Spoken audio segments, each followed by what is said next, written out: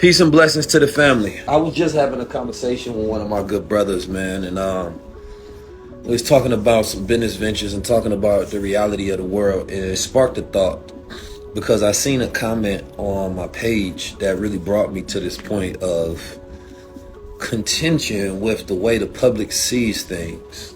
And one of the thought processes was that oppression is clever. So the opposition of oppression has to be more clever, right? Oppression is very clever. And a lot of people think that the only way to be revolutionary is to be obvious. When revolution has to be creative, it has to be strategic, and sometimes it has to be covert, right? There's a movie that, in a book that you all should read, The Spook Who Sat Beside the Door. You know, in this spook, he had a job where he worked and he gained resources until it was time for him to bring it to the streets and create a revolution against those he worked for. In today's day and age, if a person is not in the middle of the street screaming their beliefs, you may not know they have those beliefs. But they could be behind the scenes working to help bring out those beliefs into reality. And they could be doing more work, most likely they are doing more work than the one who's in the streets. Because the one who's in the street or the one who's yelling is only doing the yelling. So they have one specific job, which is the shouting of attention to whoever's in earshot of distance that can hear them. So if you grow up and you say, okay, I want to do something about the issue, you may go back to when you've seen this person shouting in the street, and you be like, I want to do something, so I'm going to do what I seen the person do that I feel like was doing something about the problem, and you become a street shouter as well. Because this is what you know about what it looks like, right, to be a revolutionary or an activist. But while that person's doing that job, they're not doing any other job. And every revolution requires multiple categories and positions to be filled, right? If everybody's doing the same thing, then nobody's doing anything, and no real progress is actually being made. So there has to be fronts that people stand on, from an educational point, from a media point, right? From a philanthropic point, from a general strategy point, right? Marketing, branding, design, the music, the events around it, the politics, the entertainment that surrounds it. There are so many categories, and the complexity of oppression utilizes all these categories. Think about the things that we have complained about. People complain about music, movies, entertainment, news, education, banking systems. We complain about a variety of systems every single day, yet your way of opposing that is talking shit. That doesn't make sense. How is the complexity of oppression this deeply intertwined in keeping you down, but the complexity of revolution is not given that same burden? We got to think about it for a bit. So we be wanting one person to play a million roles, which means that they can never truly be good at any role. If the person, you be like, but you doing this, but you're not doing that, that's a good thing. You want that person doing one masterful thing, because the oppressors have people playing their role masterfully. This is where we have to get to. Oppression is clever. It's very clever. And it has those who working towards a solution fighting each other, which is another part of the oppression. They're so busy pointing the finger at each other instead of saying that, okay, Keys, you're doing this. I like the fact that you're doing the media part. Hey, I'm going to do my part over here. I'm going to do my part over here. I'm going to do my part over here. We got self-sustaining food system. We got education systems, right? We got this philanthropy going on. We got these systems and things of that nature that we're building over here. Because you're doing your part. So now that I'm doing my part and you doing your part, now we can actually have synergy and help each other. Everybody got a role to play. But oppression is a very complex system. The injustice system is very complex. So the freedom system has to be very complex as well. Most of so-called leaders are taken down by people who look like them a lot of times now. It's not an obvious thing.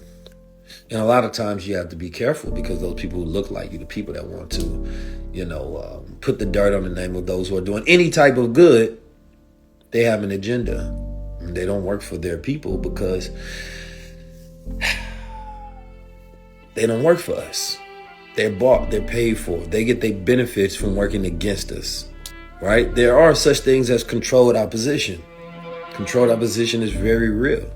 But we have to be able to operate, mobilize, strategize in ways that allow us to be consistent and effective without being obvious, but and allowing us to have the longevity to gain the resources and the power to actually be able to be a benefit to the operation of the system of everybody collectively playing their part. Meaning that we have to allow people to grow in their position. Everybody has to grow in their position. Opposition is oppression is so clever. You got to give it to them, right? All of our so-called leaders, people we look up to, government, celebs, etc., are all sellouts. This is one of the worst narratives that the black community has ever picked up, ever. It's the worst narrative ever, right? Because it makes you never believe in anybody, which puts you in this place of hopelessness, which also means that even if you wanted to lead, that you would be a sellout too. It's the worst thought to ever have. Or really, these young boys and women that grew up in these neighborhoods and developed this idea and passion towards, wanting to make change in their world, and they go through their puberties, and all of a sudden they go through their 20s and some spook approached them and asked them to sell out, or they just completely gave up the passion that they had for the mission. No, you just don't believe in them. And a lot of times you may not understand the position for not being in position. Leadership doesn't always have to be understood. See, sometimes leadership has to be in position to be able to do the thing that's effective. Right? But the idea that everybody's a sellout, that's white supremacist thinking. That's not from black liberation group power thinking. That comes from the FBI sowing seeds of dissent to where you can't believe anybody. Even if there was somebody that was perfect. How could you believe them when your narrative is that they're a sellout before they even do anything? So here's the thing. Why is it that you believe that your enemy has a perfect system that works? Yet, there's nobody on the opposite side that sells out to us? There is no perfect system. There is no perfect system. You know what I'm saying? There are whistleblowers on the side of the government all the time that come and tell truths about the world. Are they sellouts? Right? You think that there's 100% rate that everybody who wants to stand for something stands for nothing? That's a crazy thinking, because everybody here online, if you decided to stand up, to move about, you're going to be faced with decisions to figure out the best way to do it. When you first start, all it requires is passion, right? All it requires is passion. You can get up, you get mobilized, you ready to go. But once you actually build something, it requires skills, right? To build something requires skills, right? Then that changes from skills to management. Now that's the maintenance of something. Every stage requires something new from you. So now you might not like, it look like the passion is waning. How come he focus on the money now? Because they've already built something. Now they have to maintain it so that this system is working over time. Now they trying to scale it. Now they need relationships. Now they got to network. Now they got to travel. Now they got to move. And you still looking from the position, asking why they're not doing the thing that got them started. That's not the stage they in. See, only somebody who's been on a mission and who's building something understands that every stage and degree of the journey requires a different strategy, requires different momentum, different moves. So what you may think is somebody selling out, it may be somebody scaling up. And then sometimes it is. Sometimes you're correct. Sometimes you see people with money and power and position and they do nothing with it, and they won't do nothing with it because their money, power, and position is so deeply tied, right, to the oppressor that they can't say anything. They can't do anything, or they lose everything. So you have to have empathy for the complexity of not only oppression, the complexity of slavery, but the complexity of freedom fight. Because we know how bad the problem is. We talk about it every day.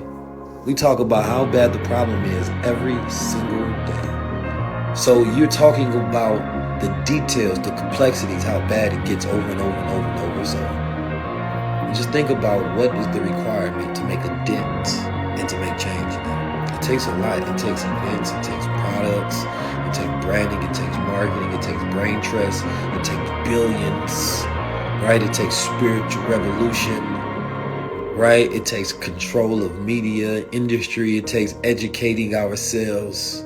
Oh, it requires a lot.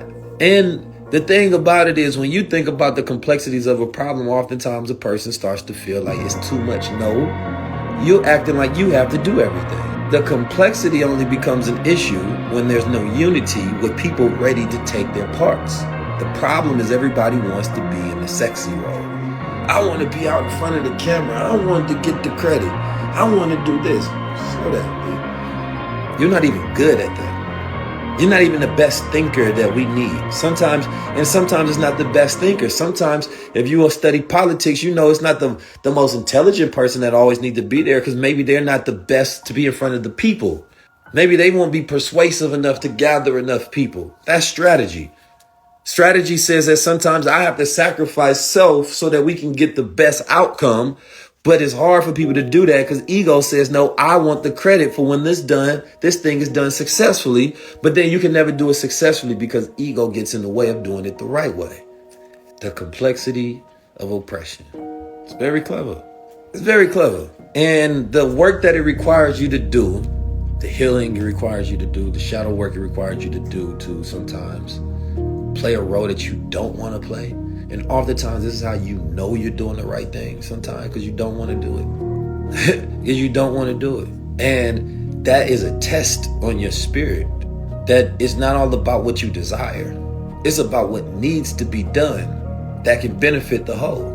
But when we are stuck when we act as individuals, we only care about what we want. I've been there, having to check myself, like, it ain't about me.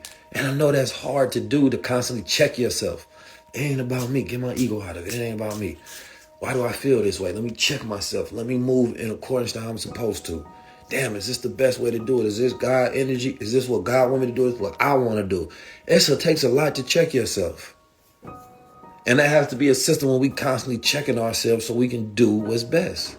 Oppression is clever. How clever is freedom? How clever are the freedom fighters when it goes to the meticulous campaign, the painstaking processes of change? Every day I see how much work that the oppressors put into their goals and their plans. From the fabrics they make us wear, the food they make us eat, the chemicals, the engineering, the science, the philosophy, the idea. Man, they be putting in so much. They be working. I'm not gonna lie, y'all. They be putting in that work. I'll be like, come on, man. Y'all thought of that too? Y'all thought of that too?